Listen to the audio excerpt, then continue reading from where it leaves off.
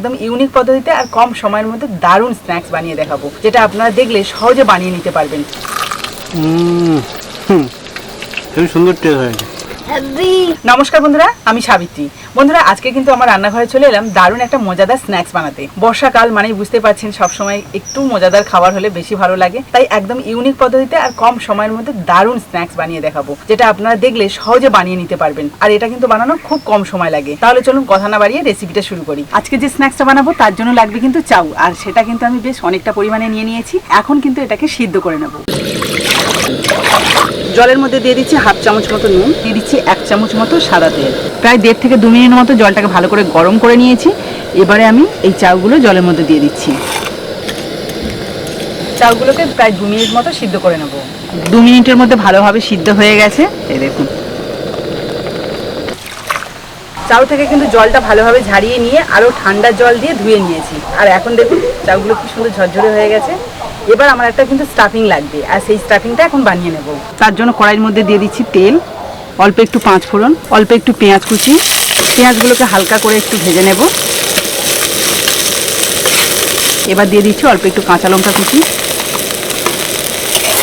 এবার দেখুন আমি কিন্তু আগে থেকে আলু সিদ্ধ করে আর ম্যাশ করে রেখেছিলাম, মানে স্টাফিং হিসাবে এখানে কিন্তু আমি আলু ব্যবহার করছি। হালকা একটু নেড়েচেড়ে নিয়েছি। এবার দিয়ে দিচ্ছি স্বাদ মতো নুন, অল্প একটু হলুদ গুঁড়ো, লঙ্কার গুঁড়ো, আমচুর পাউডার, অল্প একটু ম্যাগি মশলা, আর দিয়ে দিচ্ছি ধনেপাতা কুচি। এবার সমস্ত কিছু ভালো করে মিশিয়ে নিলেই কিন্তু স্টাফিংটা রেডি হয়ে যাবে। আমি তো এখানে আলু স্টাফিং বানাচ্ছি খুব টেস্টিভাবে। আপনারা চাইলে কিন্তু বিভিন্ন ধরনের সবজি দিয়েও বানাতে পারেন, কিংবা পনির দিয়ে, কিংবা চিকেন দিয়েও, মানে আপনারা আপনাদের পছন্দ মতো কিন্তু স্টাফিং ব্যবহার করতে পারেন। স্টাফিং কিন্তু সম্পূর্ণভাবে রেডি হয়ে গেছে। এবার এটাকে একটা পাত্রে তুলে নিচ্ছি।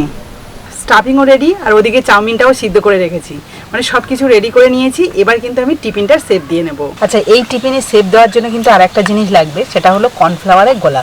আর সেটা কিন্তু একদম পাতলা করে এই যে আমি এখানে গুলিয়ে রেখেছি। চলুন এবার আমি এখান থেকে একটুখানি স্টাফিং নিয়ে নেব।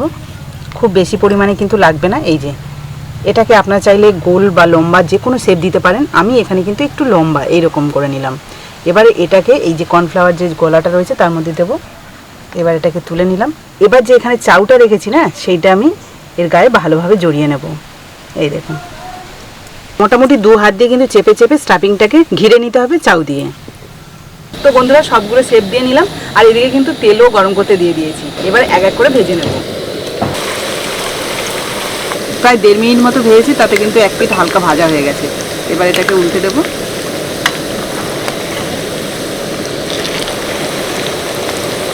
উল্টে পাল্টে 3টেকে খুব সুন্দর করে ভেজে নিয়েছি। এবার এগুলোকে তুলে নেবো এক এক করে। আর ভাজার পরে দেখুন একটা অন্য রকম লাগছে না?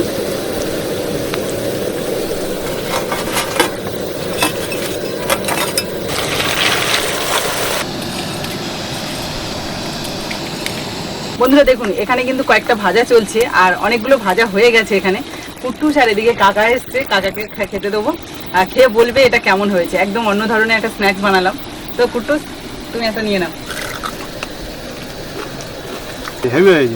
ভেতরে কিন্তু আলুর তরকারি দেওয়া রয়েছে, আর উপরে চাউমিনের কোটিং দিয়েছি, মানে মুড়ে দিয়েছি আর কি। চাউমিনটা মুচমুচে আছে, হেভি হয়েছে। কি কুট্টুস? খুব সুন্দর টেস্ট হয়েছে। এগুলো কিন্তু একদম অন্যরকম একটা স্ন্যাক্স। আমরা তো রাস্তাঘাটে অনেক ধরনের স্ন্যাক্স খেয়ে থাকি, কিন্তু এই ধরনের কিন্তু স্ন্যাক্স পাবেন না। এগুলো কিন্তু বাড়িতে বানালে বেশি ভালো লাগে খেতে, এবং গরম গরম দেখুন কড়া থেকে তুলেই কিন্তু সবাই মিলে একসাথে জমিয়ে খেতে পারবেন। উপরে চাউটা দেওয়ার জন্য বেশি মুচমুচে হয়েছে। আর ভেতরে যদি স্টাফিংটা মানে আলু তরকারি হোক, চিকেন হোক বা পনির দেওয়া হয়, তাহলে কিন্তু সেটাও যদি একটু টেস্টি হয়, তাহলে তার কথাই নেই। এটা তো খেতে এমনিই ভালো লাগবে। কাকা, ভালো লাগছে যখন আর একটা নাও। হ্যাঁ, এটা দাও। বাহ, ভেঙে পড়ে যাচ্ছে, এতটা মুচমুচে। ভাত খাওয়া যাবে না, ভেঙে পড়ে যাচ্ছে, এত মুচমুচে হয়েছে। ও এমনি স্ন্যাক্স বানালে কিন্তু কেচাপ চায়, মানে টমেটো কেচাপ চায়। আজকে কিছু বলেনি। আর এখানে কিন্তু আরেকজন ভাই রয়েছে, কিন্তু খেতে পারলো না শনিবার বলে। মানে যেহেতু আমি এর মধ্যে পেঁয়াজ দিয়েছি, তো আপনারা যদি নিরামিষভাবে বানাতে চান তাহলে কিন্তু পেঁয়াজটা ছেড়ে পনির দিয়ে বা আলুর যে কোনো তরকারি করেও কিন্তু এর মধ্যে দিতে পারেন। খুব ভালো লাগবে খেতে। তো বন্ধুরা আপনারা তো দেখতে পেলেন একদম কম সময়ের মধ্যে দারুণ একটা স্ন্যাক্স বানালাম, যেটা খুবই মুচমুচে এবং মুখরোচক খাবার। তো আশা করছি আপনারাও সহজে বাড়িতে বানিয়ে খেতে পারবেন। তো আজকের রেসিপিটা যদি আপনাদের ভালো লাগে তাহলে প্লিজ একটা লাইক করে বন্ধুদের সাথে শেয়ার করবেন। আর যারা নতুন বন্ধু আছেন তারা যদি ইউটিউব থেকে দেখে থাকেন তাহলে প্লিজ চ্যানেলটাকে সাবস্ক্রাইব করে রাখবেন। আর যারা ফেসবুক থেকে দেখছেন তারা ফেসবুক পেজটাকে ফলো করে দেবেন, তাহলে এইরকম নতুন নতুন ভিডিও প্রতিদিনই দেখতে পাবেন। আজ তবে আসি, পরের দিন আসবো আবার একটা নতুন ভিডিও নিয়ে। ততক্ষণে ভালো থাকবেন, সুস্থ থাকবেন।